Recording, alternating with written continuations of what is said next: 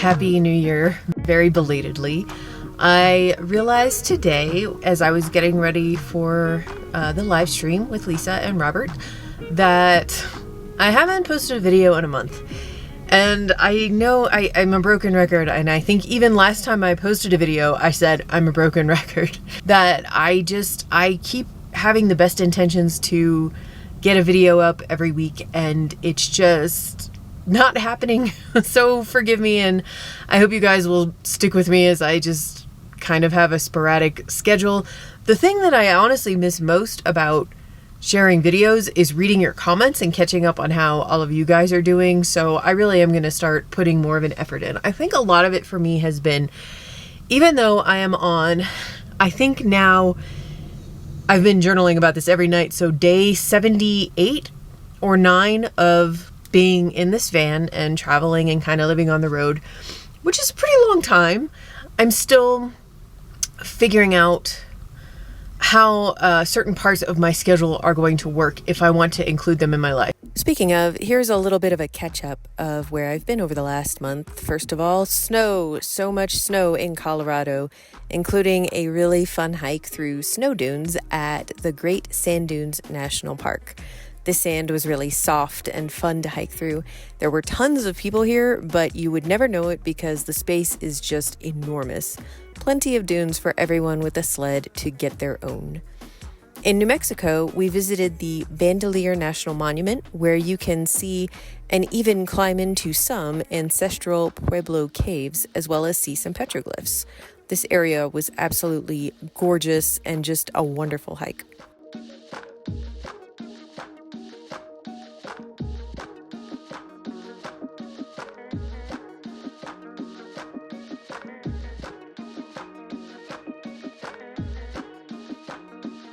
We had another house sit over the holidays where Rosa made an instant lifelong best friend named Layla and enjoyed plenty of playtime and nice long walks.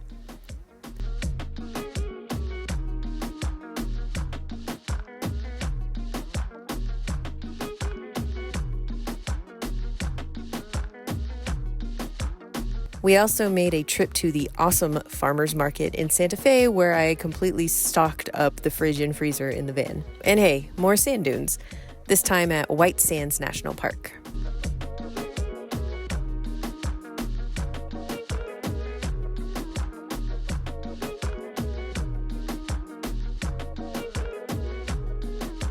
New Year's Day, we made a trip out to see the VLA Center. That stands for Very Large Array. It's a radio astronomy observatory that I was surprised to learn you can just walk around and check it out. If you're a fan of the movie Contact, which I am, this is where Jodie Foster first heard transmissions from alien life. We made it to Arizona and stayed in Morenci, which is one of the largest copper mines in the world and the largest in North America. And again, I was surprised pleasantly to find that you can just drive around and watch the mining in action.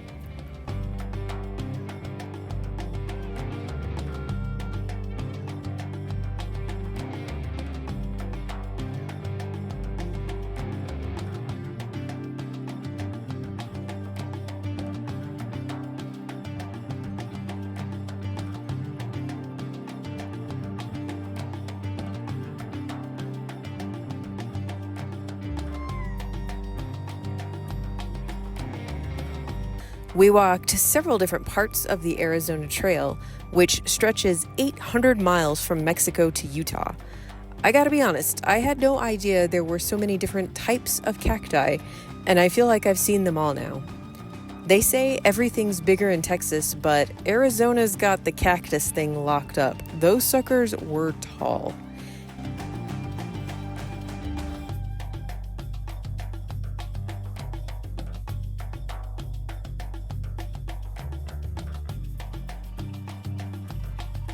And I can't complain about the weather, which was exceptionally beautiful when we got to Sedona, where we did, you guessed it, some more hikes.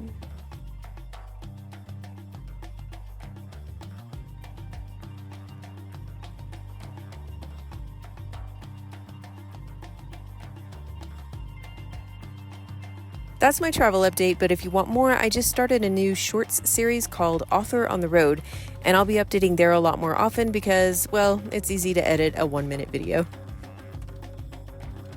On the live stream today, one of the first things we talked about was New Year goals, because it's fun to set goals. I am a goal setter. I like setting goals and I like achieving them, and I don't always. Sometimes I don't make them. It happens. And something really funny happened this last holiday break. The first day I was technically on vacation, the first Saturday when I had a full week off of work, I was so happy and excited, and I spent a solid hour in my journal setting goals for what I was going to do when I came back to work in January. Goals like big plans for series on my YouTube channel that, looking back, what was I thinking? I mean, we're talking like scripted, heavily edited, cool videos, but like, there's no way. I don't even have the time, or I'm telling myself I don't have the time to pick up the camera and film. How am I going to do? I don't know what I was thinking. Goals for my books, goals for all kinds of things. And then the moment January 1st hit, I went back to work and I was fine. I felt good and I felt refreshed, but like, all of those grand plans just kind of, none of it was even appealing anymore. And I don't know, it's kind of funny, like that does seem to happen. I get caught up in the new year, you can see all this amazing stuff you can do, and I don't know, I guess I don't even want to say I set too big a goals, but like they weren't things I really wanted. It's almost like things I think I should be doing. Okay, this is going to be a little bit of a ramble, but I promise it's all going to tie together, or at least I'm going to try really hard to make it all tie together. Two of the things that have happened in publishing since the last time I made a video, the two big stories were, one, the story, I'm not even going to say her name or bring a lot of attention to this because it's been covered in detail, not just in our little corner of publishing and like BookTube and TikTok and all that stuff, but like in the Washington Post and other major outlets. There was an author who had her book deal canceled because it came out that she had created a bunch of, I guess they're called sock puppet accounts, to like trash the books published by her own publisher coming out around the same time as hers. All or mostly written by authors of color, by the way. Just because she was worried about the competition. And this was someone who got a pretty big deal and was having a good marketing push and getting good reviews already. 2-book deal canceled because of this. And there's a lot more to the story than that, and that's why I don't want to go into it. It's not the first time something like this has happened. I remember a story, I think it was last year, sometime recently, where the author of what went on to become a New York Times bestseller, like she did fine, the author of a book that was getting good marketing and good reviews, tweeted like a little exchange on Goodreads between two reviewers who loved the book, her book, gave it a great review, and they happened to rate it 4 stars instead of 5 stars because that's whatever system they use on Goodreads. And she publicly called them out on Twitter and just said some really vile things. And it just keeps happening with authors. Like, are authors okay? No, we're not okay. And I don't want anything I'm about to say, I don't want anyone to misconstrue this as me saying like, oh, poor authors, this is the reason. No, these people are fully grown adults who behaved like, I don't even want to say children because that's an insult to children. There's something clearly wrong, and I believe frequently I don't know. I don't want to speculate on other people like that. It was wrong. Sometimes they own it, sometimes they don't own it. I'm not making excuses for them. That's what I want to say. So I'll come back to that. The other thing was that article that went around about how TikTok or BookTok is turning the publishing world into fast fashion, which is about the Fourth Wing book, which sold, I can't remember the exact number, but I will put it up here on the screen. My interest in this story, I'm not interested in yucking someone's yum. People love this book. Great. We have this conversation in cycles. I remember having this conversation back with Twilight and the quality of the writing and problematic elements in the story. And you know what? It resonated with millions of readers. Maybe it wasn't the book for me, But I'm not going to sit here and criticize other people for enjoying a book. I'm not going to complain about anything that gets more people reading and buying books. Let's put it that way. So all of that controversy aside, the part of that article I found was interesting was just that this specific imprint publisher that publishes Fourth Wing are really modeling their print publishing process after what has been working for largely self-published romance authors on Amazon, which is just to churn out books very, very fast. And because you're serving a population of readers that read books mostly on their Kindle really, really fast. Again, nothing I'm going to trash. I think that's great. A lot of people can write that way, and they're making a phenomenal living doing that way, and the readers love it. Everybody's happy. No complaints from me, even though it's not how I write. This is a traditional publishing house that is trying to churn out big, fat fantasy books on a really tight schedule, and I will link this article down below, but I believe it points out, or somewhere I read, that with the sequel coming out, we're already starting to see that maybe it's sacrificing some quality, both in terms of like how fast the book was written, how not edited it is, including copy edits, and that there's issue with the actual physical printed copy. Like, when you rush something, the quality goes down of a product. This is how it is. And so I think the article was trying to say, well, all of publishing is going down this road. And you know what? As an author, and this is how I'm going to tie it into all of these authors behaving terribly, we have had this for the last several years. The word authorpreneur has been like permeating traditional publishing. Like, yes, we do see those self-published authors who are really, really successful, both financially and just in finding a really large readership. They're pumping out books really, really fast. And again, that is awesome. That can exist, but also the slower model can exist, except publishers look at this super fast pumping it out thing and they see more money. Something I've been thinking a lot lately, this is something that I personally realized last summer when Stranger Things 4, season 4 came out, but I think a lot of people were figuring this out way before I did. When Netflix really first boomed many, many years ago and streaming services kind of took over, I loved, as did many people, the idea of binging. I loved that I didn't have to wait for the next episode. I love that a whole season of a show would drop and I could just binge the whole thing. I mean, we all loved that. It changed the way we watched television.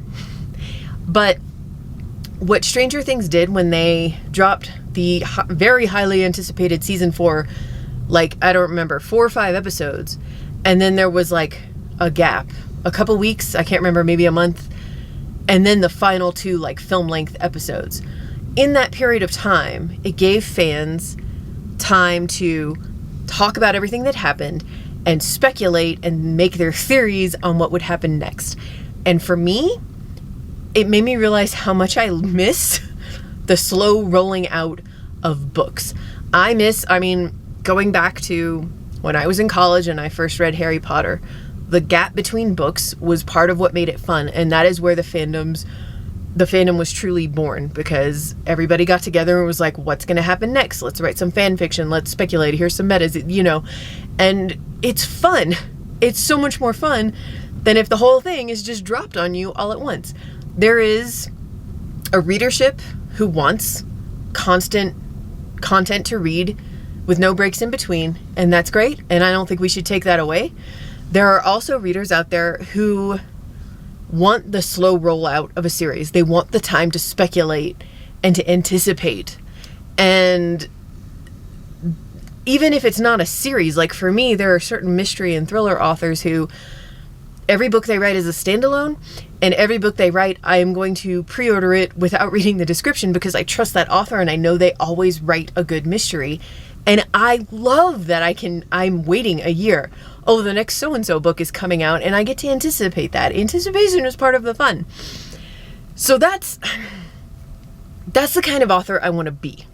That's where I fall. I can write fast. I mean, I do ghostwrite for a living, but I am not the kind of author who wants to be on this side of the equation where I'm churning out a lot of books and keeping up readerships. Again, not because there's anything wrong with being that kind of author or reader, but because it's just not for me. It's not how I read and it's not how I write. I want to be over here. And yeah, it does feel like publishing is just trying to get us all over here. Get on TikTok, connect with your readers, build a platform, do all this stuff aside from actually writing, but also, can you write on a really, really tight schedule so we can just churn this out faster and faster? You don't want to keep people waiting. It's okay to keep people waiting. Maybe, I don't know, maybe this isn't as financially lucrative for them. I want to point to, like, I don't know, Dan Brown, who puts a book out, every 5 years, but I think his publisher would consider him one of their top money makers. There's still an appetite for this, and this is where I want to be.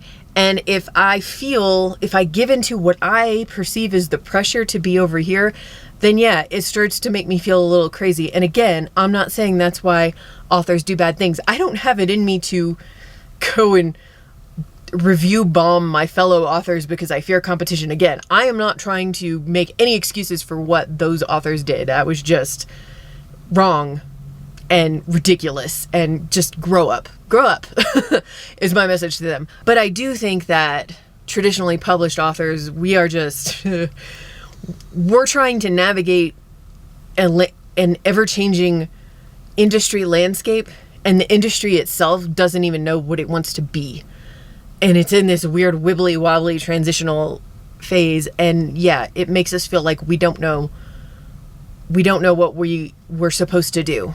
We're writing, I know authors who are writing books who, by all manuscript wish lists and everything else that I've seen, fit the bill perfectly. Like, this is what everybody is screaming for, and they're not even getting rejections. They're not getting responses. Their agents are getting ghosted by editors. I have not always set a word of the year for myself, but I do like the concept of it.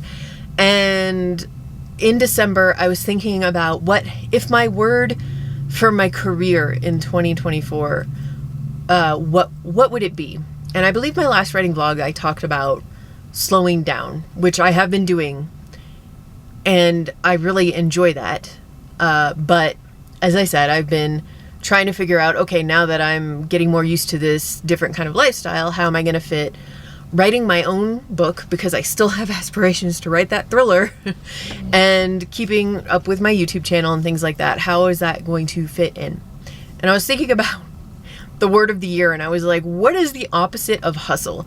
Because I have come to truly hate that word, and it is a word that I really would have embraced several years ago. I'm sure I did embrace it.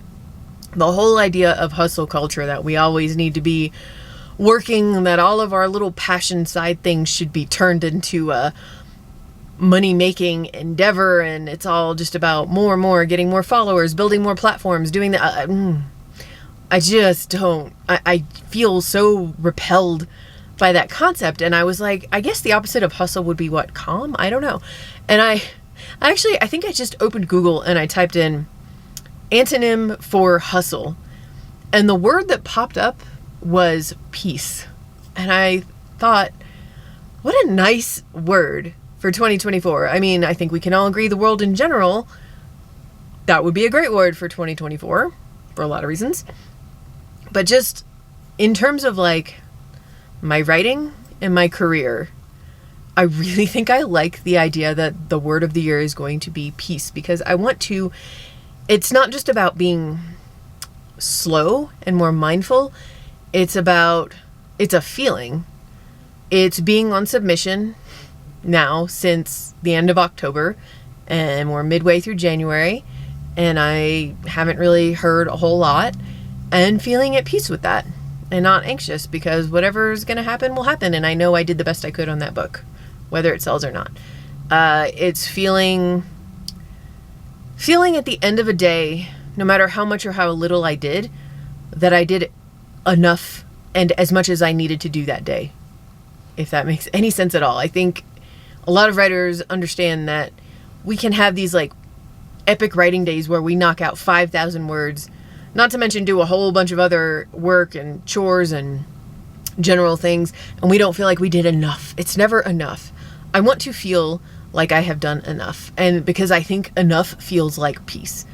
And that kind of led me to make a decision this morning that I spent a lot of time on the live stream actually like journaling about. It's been in the back of my head, and I just decided to try it. Now, I really want to do a 4-day work week, because what I learned last year when I was using the timer to like timed writing, and when I was actually seeing how much work I can really get done in 2 to 3 hours of actual work, not counting taking a little break to use the restroom or grab a water or whatever, but like 2 to 3 hours of actual work is a lot. And I think I can do it in Monday, Tuesday, Thursday, Friday. Monday and Thursday and Friday are days that I work for the book packager, which is why I can't make it a no Friday or a no Monday kind of thing. Tuesday, I tend to really do a lot of concentrated work on my ghostwriting projects, and also things like book coach projects and the query critiques, which I am offering now, by the way. It's on my website, but I will have more information about that linked in the pinned comment down below if you're interested in a query critique. And then Wednesday, I was trying to make that a day like Tuesday, but I have the live stream, which with all the chatting and everything makes it not as productive a morning. I mean, it's 20-minute writing sprints, but it's constantly being broken up with chat, and you know, I love it, and I'm not going to stop doing it because it's important, but it's not the most productive work morning for me.